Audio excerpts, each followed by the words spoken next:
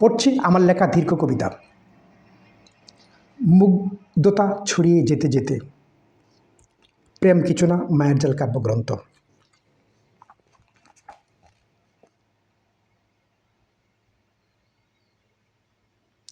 মুগ্ধতা ছড়িয়ে যেতে যেতে বহু দূর চলে গেলে, ওই দিগন্ত পর্যন্ত।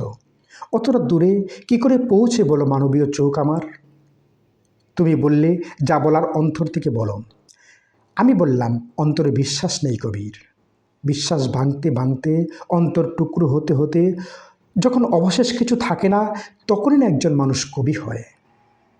একথা শুনে তুমি খুব হাসলে, বললে কবিরা প্রিয়ার সৌন্দর্য বর্ণনায় যত উপমা উৎপ্রেক্ষার ব্যবহার করে, বাস্তবে তার অর্ধেক ভালোবাসলেও প্রিয়াদের পৃথিবী ভরে উঠত স্বর্গের সুষমায়। একজন কবিকে দেওয়ার মতো কি আছে একজন নারীর? কবিকে তাই কল্পনা করে নিতে হয় সমান্তরাল আরও অসংখ্য নারী, ঘর সংসার পৃথিবী। কি আছে কবিকে দেওয়ার মতো? কবিকে তাই কল্পনা করে নিতে হয় সমান্তরাল আরও অসংখ্য ঘর বাড়ি পৃথিবী। কবি যখন একজন পুরুষ, তার জন্মের জন্য নারীকে প্রয়োজন। বিন্দু থেকে সিন্ধু হওয়ার জন্য তার নারী প্রথম অবলম্বন। পুরুষ ছাড়া নারী তো শুধু মরুভূমির সমান। কৃষ্ণ জমির মতো পুরুষের আকর্ষণে ফলবতী হয় নারী।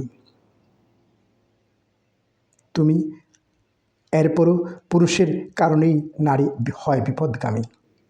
সত্যকে করব না অস্বীকার, কিন্তু কবির ভেতরের হাহাকার তো সত্য। তার দুর্দমনীয় তৃষ্ণা, অজানা জগতের প্রতি আকর্ষণ কেবলই যে তাকে গৃহত্যাগী হতে প্রলোভিত করে, তাও কি সত্য নয়?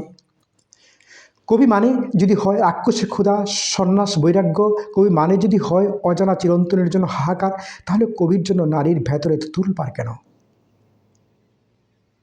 কারণ একমাত্র কবিই পারে মনের মাধুরী দিয়ে তাকে সাজাতে যেমনটি সে চায়।